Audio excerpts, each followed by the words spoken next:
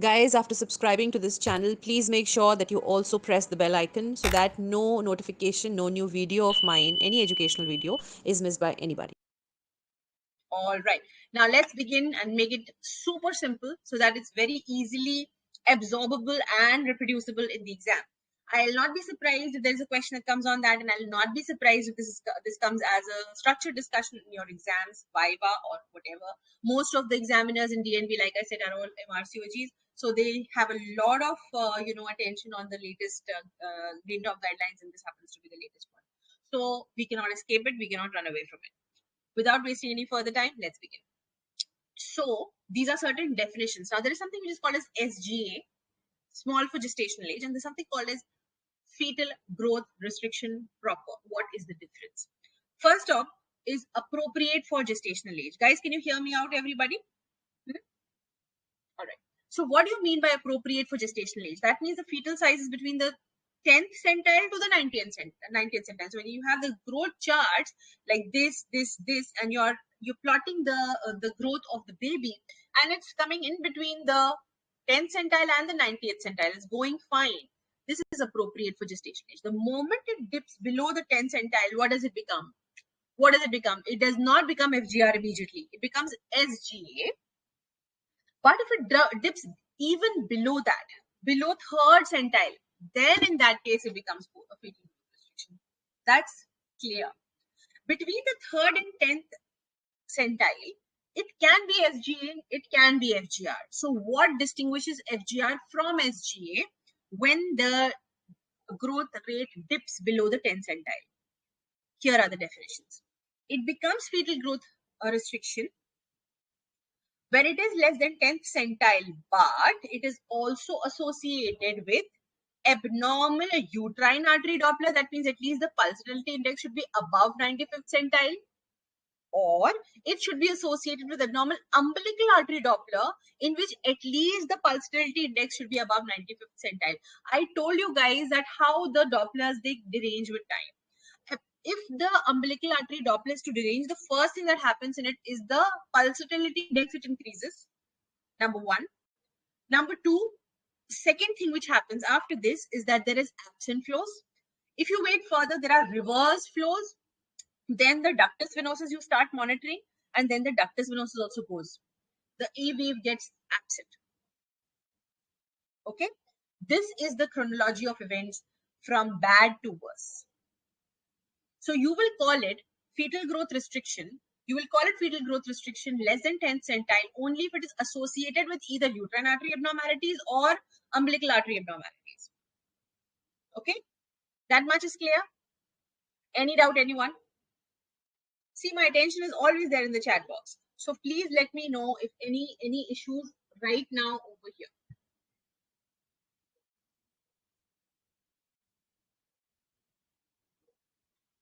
All right. Now, after we understand these definitions, now what is more and more important for us is to find out, not exactly this, what is early growth, fetal growth restriction 32 weeks and less, lesser, and late fetal growth restriction is above 32 weeks.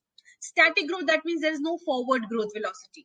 That also happens, okay? And you wait for at least 2 weeks and then you take a decision, correct?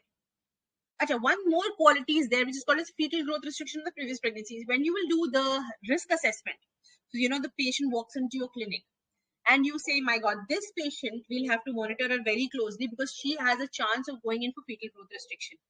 And I say, how do you know that? So there are many parameters, out of which one parameter is that the previous child was also fetal growth restricted.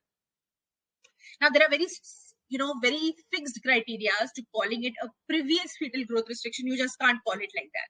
So what do you mean by a child which was previously growth restricted? Either you know that this is documented previous birth weight is less than 3rd centile of that particular gestational age at which the baby was born.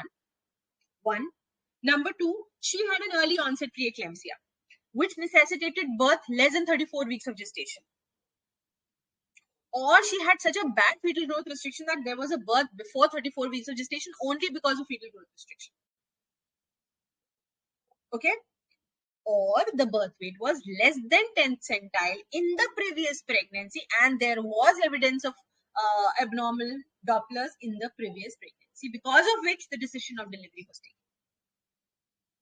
Only then can you call that this was a patient with previous growth restriction. Are you understanding me, guys? Are you with me, everyone? This over here, what I'm explaining to you, is still not that important. What is coming now? So everybody who's joined late, you've not missed a lot. All right. So very, very important is what's going to come now, and that you should be able to understand what I'm about to say. What is the next upcoming things? Small fetuses can be normal, constitutionally small. Okay.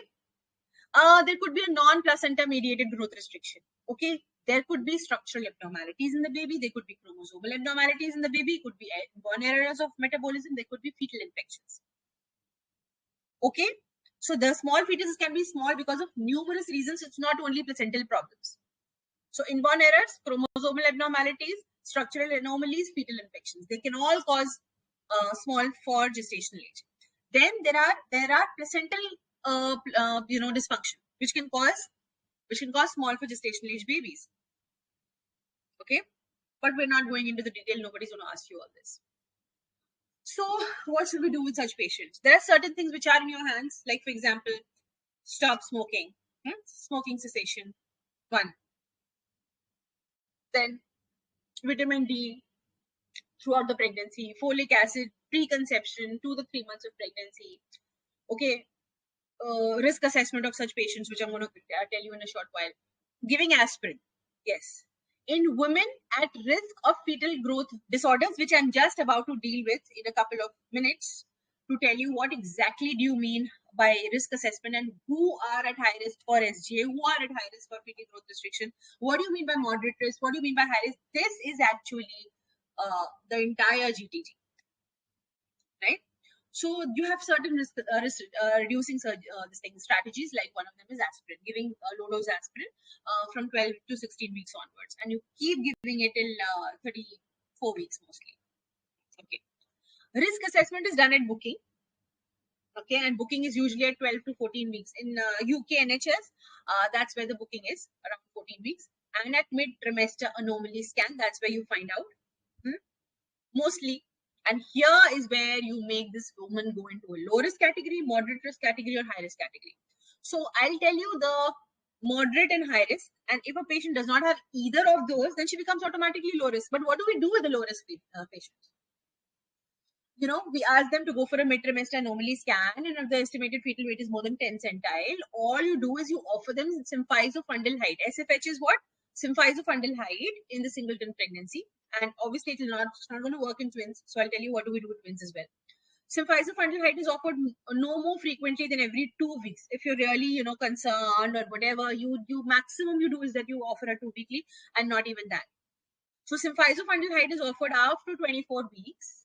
And usually the first measurement will be carried out somewhere around 28 plus 6 weeks. But these are all low risk category patients. The moment she becomes moderate to high risk, for whatever reasons, she will be scrutinized and cared in a different way. Now, you have all these charts here, but I like this. I have organized it in such a way that you will not forget anything. So this is moderate risk factors and these are high risk factors. When a patient walks into your OPD, you ask her the history. So if she gives a history of previous SGA baby, now in India, we do not have such, patients, nor do we have such system, nor do we have this kind of record system. We are, at a loss. But still there are many factors which you can, ask from the patient that what was the weight of the baby that was born before. Did you have any problems because of which the baby was born before due date? Were there ever, some Doppler flows done? Patients usually are able to give that much of answer. At least the urban patients are. In government hospitals, there is no way. So we are restricted, but in UK it's not like that. So there you have very specific, like I just told you, they'll be carrying the records of the previous pregnancy with them. Even if they're not carrying the record, it's there in the system.